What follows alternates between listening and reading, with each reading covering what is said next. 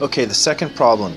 You are given a cylinder with a radius equal to its height of 15.0 centimeters. It's filled with nitrogen gas at standard temperature and pressure. Standard temperature means 0 degrees Celsius or 273.15 kelvins. Standard pressure means 1 atmosphere or 1.013 times 10 to the 5th pascals. So the question is, what heat is needed to raise the kinetic energy translational by 15%? Now there's one thing that you don't know. That one thing you don't know is that if we have a gas, we talk about its molar specific heat. And so the molar heat capacity, actually, the molar heat capacity, CV, for a diatomic ideal gas at roughly room temperature is 5/2 R. If you go to low temperature at 3/2 R, you go up higher at 7/2 R. It's kind of complicated. We haven't talked about that yet. But that's the equation for the heat. So that's the equation that we're going to end up using to find the answer. Now, what do we know? Kinetic energy translational.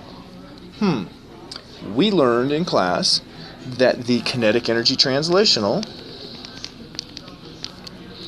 is equal to, I don't even remember the equation. I think it was, well, I know it was proportional to the temperature. That's what I remember. I don't remember what the proportionality was.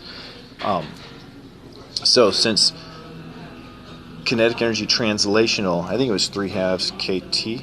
Yeah, that's what it was. It was equal to 3/2. Wow, doing well. It was equal to 3/2 kT, I'm pretty sure.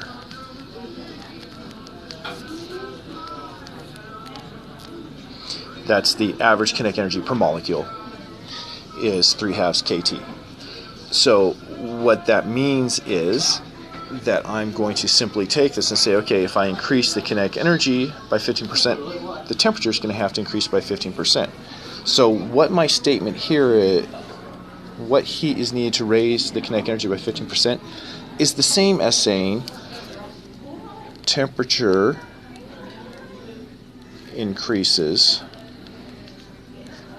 by 15%. So I'll have delta T is equal to 0.15 T initial. So let me put a 0 up there. Temperature initial, pressure initial. So there's my change in temperature. Good, very good. Now I just take that and say, QV, the V means at constant volume because I have this cylinder that's constant volume. I should have mentioned that earlier. Is equal to N, my number of moles, times CV, which is 5/2 R, multiplied by my change in temperature, which is going to be 0.15. Nice drawing, I was writing. 0.15 temperature initial. The fun. Do we know what N is? No, we don't. We know what everything else is, but we don't know what N is. So we're going to have to turn to the ideal gas law.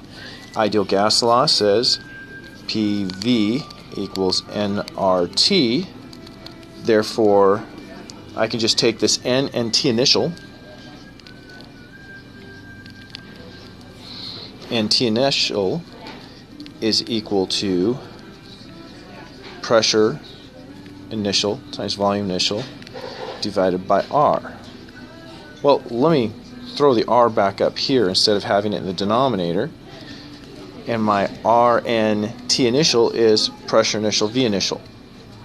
So I can take this equation, substitute in for the N, the R, and the T initial, and this is going to be 0.15, once again, I forgot the 1.15, multiplied by 5/2 multiplied by the initial pressure times the initial volume.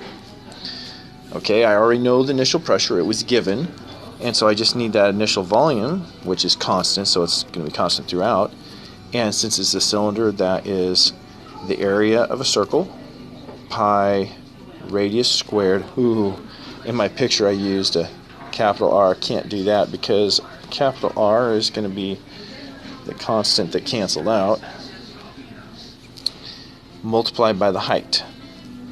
So putting that into my equation, I have the heat is, okay, now 5 times 0.15 is 0.75. So 0.75 over 2 times the pressure initial times pi r squared h. R and h are both 0.15 meters.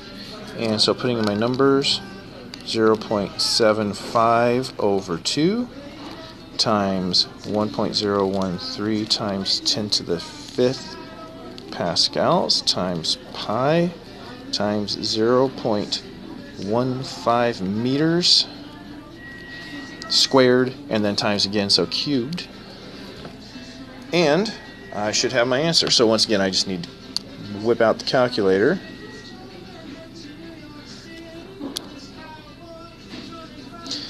And so that will be 0.75 divided by 2 times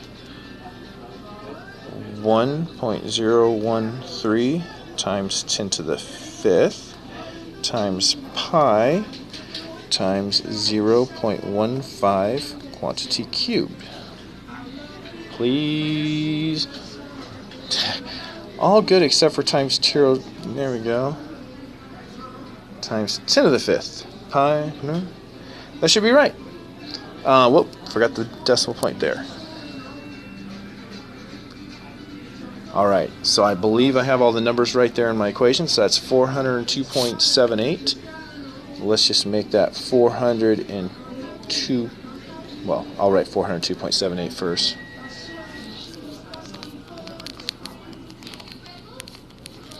What are my units, you may ask? Well, I had pascals, which are newtons per meter squared, times meters cubed, so that's newtons times meters, or joules.